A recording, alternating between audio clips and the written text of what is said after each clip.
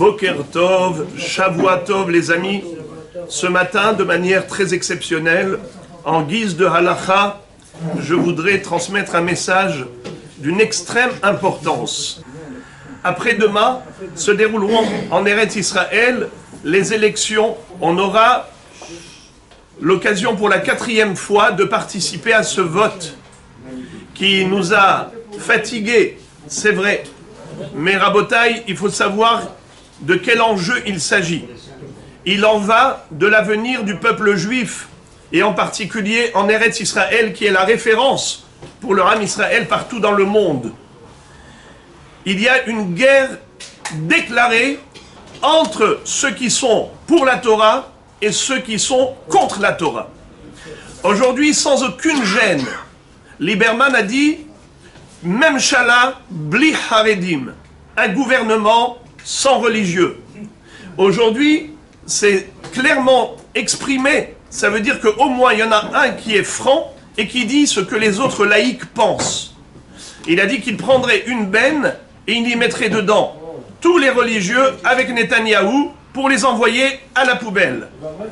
Rabotaï, il faut comprendre une chose, c'est que dans le désert, Moshe Rabbeinu a lancé un appel. Il y avait ceux qui étaient pour le veau d'or. Et il a dit, Mi Lachem Elai, ceux qui sont pour Akadosh Baruch Hu, qui viennent avec moi. Vaye Asefou Elav Kol Bene Lévi. Seul le Shevet Lévi a répondu à cet appel. C'est la raison pour laquelle ce Shevet Lévi a remplacé les Bechorim. Le Shevet Lévi a été la tribu élue d'Akadosh Baruch Hu. Il faut savoir réagir lorsqu'on est à la croisée des chemins. Il y a des gens qui prennent à la légère les votes. Ils vont voter pour un homme. Ils ne comprennent pas qu'il faut voter pour une idéologie. Le caractère juif d'Eretz Israël. Des millénaires, on a attendu pour venir dans ce pays. On veut vivre librement notre judaïsme. Mais lorsque, Chasvé Shalom, on vous contraint le Chilul Shabbat, lorsqu'on veut ouvrir les transports en commun, lorsqu'on veut laïciser le peuple, lorsqu'on veut dévergonder la jeunesse, lorsqu'on veut légaliser les conversions qui ne sont pas régies par la halakha, lorsqu'on veut légaliser les mariages homosexuels, et lorsqu'on veut la Gay Pride, et lorsqu'on veut faire de Jérusalem la capitale de la Gay Pride. Rabotaï, on a vécu une année où le coronavirus a fait des ravages. Et on a vu combien notre vie dépend de Dieu. Or, dans la plus grande puissance mondiale s'est retrouvée à genoux, avec plus d'un demi-million de morts. Aux États-Unis et dans le monde, combien de millions de morts jusqu'à présent? C'est quoi ça, Rabotaï? C'est pour nous dire qu'Akadosh Baruch Hu, c'est lui le maître du monde. Est-ce qu'on le veut à nos côtés, ou bien, Chasvé Shalom, on veut aller contre lui? Aujourd'hui, on va tester notre amour pour Dieu. On a eu une année où Dieu nous a montré que c'est lui le maître du monde. Et la médecine, aussi forte, aussi puissante qu'elle l'est aujourd'hui, elle a eu les bras très courts face à ce virus. Boré refuot, nora teilot adon aniflaot. Akadosh Baruch Hu a donné la chokhma à Pfizer, Moderna et ainsi de suite pour créer le vaccin lorsque cela a été voulu par Dieu. Akadosh Baruch Hu dit dans la Torah, Ani mahatzti.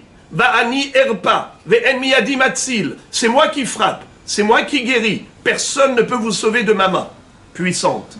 Moraï Verabotaï, lorsqu'on se retrouve coincé, cloué dans un lit sans oxygène, on sait qu'à ce moment-là, le seul qui peut nous sauver, c'est Akadosh Baruch Hu. À ce moment-là, on appelle Dieu au secours.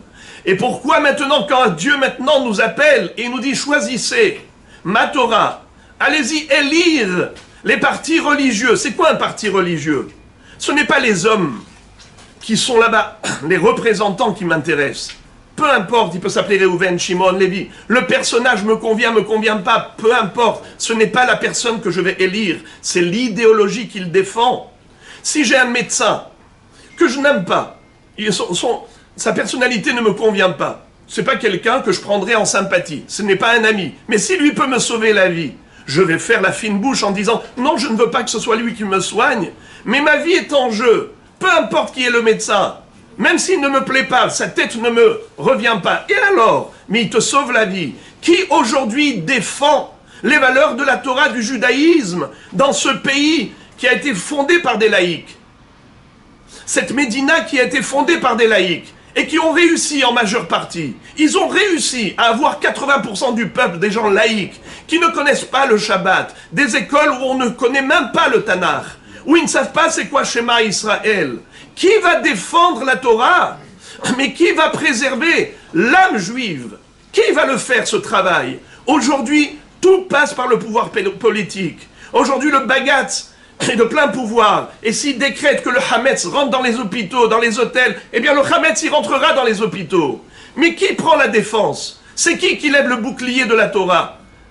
Ce n'est pas un individu qui peut le faire. C'est que par le pouvoir politique. Mais ce pouvoir politique, c'est quoi? C'est la force qu'on donne le jour des élections. Dans l'urne, ce que tu vas mettre, il y a 2 ptakim. Le Kohen Gadol, il avait 2 péteks. Soit l'Hachem, soit la Azazel. Si ce n'est pas pour Hachem que tu vas choisir, eh bien tu as voté contre Hachem. Il n'y a pas de neutralité dans ce pays. On est ou pour ou contre. Alors à Botaï, nous les francophones, on est les adorateurs de Bibi.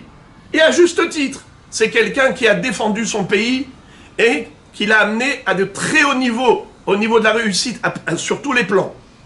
Et on l'aime et on le bénit. Mais attention, il y a 2 Bibi. Il y a le Bibi avec les religieux et il y a le Bibi avec les laïcs.